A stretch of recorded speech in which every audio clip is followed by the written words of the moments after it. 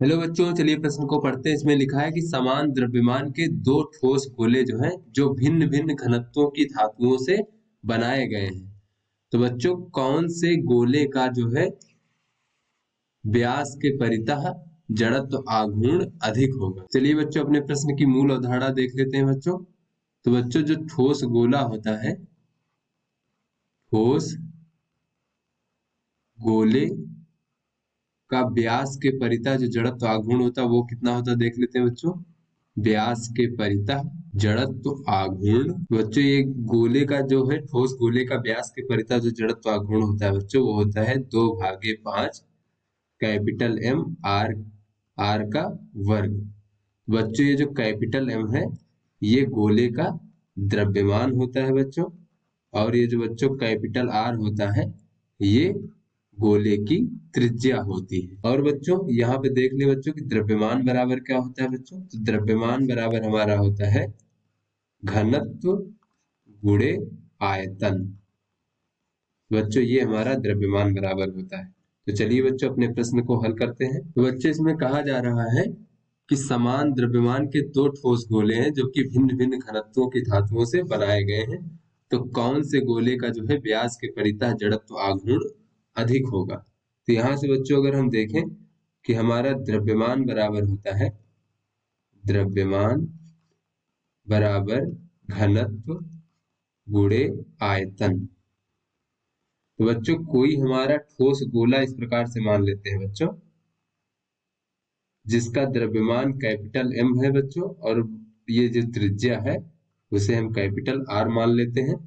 तो यहाँ से बच्चों कैपिटल एम बराबर हो जाएगा हमारा घनत्व, और गुणे बच्चों गोले का जो आयतन होता है वो होता है 4/3 पाई त्रिज्या आर की घात 3। तो यहाँ से बच्चों अगर हम देखें तो 4/3 पाई आर की घात 3 बराबर हो जाएगा बच्चों हमारा कैपिटल एम भागे घनत्व। तो यहाँ से बच्चों अगर हम आर की घात 3 बराबर देखें तो ये हो जाएगा कैपिटल एम भागे घनत्व गुणे 4 पाई, और बच्चों ये 3 ऊपर चला जाएगा।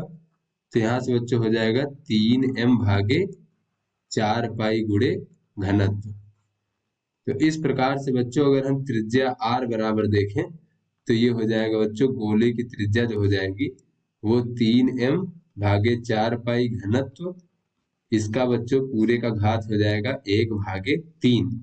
तो बच्चों अब अगर हम गोले का जड़त्व आघूर्ण देखें, इस ठोस गोले का व्यास के परितः जड़त्व आघूर्ण। बच्चों, ठोस गोले का व्यास के परितः जड़त्व आघूर्ण। तो बच्चों, ये ठोस गोले का जो व्यास के परितः जड़त्व आघूर्ण होता है वो होता है 2/5 द्रव्यमान m और त्रिज्या का वर्ग। तो बच्चों यहाँ पर अगर हम त्रिज्या r का मान ये रख दें तो देखें क्या होता है बच्चों। तो ये I बराबर हो जाएगा 2/5 कैपिटल M, और बच्चों त्रिज्या की जगह पे रख देते हैं 3m भागे 4 पाई, और बच्चों घनत्व जिस पदार्थ का बना है बच्चों उसका घनत्व, और ये भागे बच्चों 2, इसकी बच्चों घात हो जाएगा 2/3। तो यहाँ से बच्चों अगर हम देखें तो ये I बराबर हो जाएगा बच्चों हमारा 2/5, और बच्चों ये जो है, तो यहाँ से बच्चों अगर हम देखें कि जड़त्व आघूर्ण जो होता है बच्चों दोनों गोलों के लिए बच्चों इसका मान तो समान रहेगा, क्योंकि बच्चों यहाँ पर ये हमारा नियतांक है और ये तो द्रव्यमान है। तो बच्चों दोनों गोलों का द्रव्यमान समान है, किंतु बच्चों घनत्व का मान अलग अलग है। तो यहाँ से बच्चों अगर हम देखें कि, और बच्चों ये जो 1 घनत्व है इसकी घात जो 2/3 है, ये 2/3 का मान जो है बच्चों 1 से छोटा है। तो यहाँ से बच्चों जब 1 घनत्व का मान बच्चों बढ़ेगा तो हमारा जो I होगा अर्थात बच्चों जड़त्व आघूर्ण उसका मान घटेगा। बच्चों ये दोनों एक दूसरे के व्युत्क्रमानुपाती हुए, क्योंकि बच्चों इसका घात जो है वो 1 से छोटा है। तो यहाँ से बच्चों अगर हम देखें कि घनत्व बढ़ने पर जो है बच्चों 1 भागे जो घनत्व है इसका मान घटेगा, या फिर बच्चों ये भी कह सकते हैं कि घनत्व के घटने पर 1 जो घनत्व है बच्चों इसका मान बढ़ेगा, ये भी हम कह सकते हैं बच्चों। तो तो यहाँ से बच्चों अगर हम देखें कि 1 बटे जो घनत्व है इसका मान कब बढ़ेगा, जब हमारा घनत्व घटेगा। और बच्चों ये जब बढ़ता है, या फिर ये कह ले बच्चों कि जब हमारा घनत्व घटेगा, जड़त्व आघूर्ण है उसका मान भी घटेगा। बच्चों यहाँ से हम सीधा कह सकते हैं कि घनत्व के घटने पर जो है जड़त्व आघूर्ण का मान घटेगा। यहाँ कह सकते हैं बच्चों, अतः जिस गोले का घनत्व कम होगा उसका जड़त्व आघूर्ण भी कम होगा, आघूर्ण कम होगा।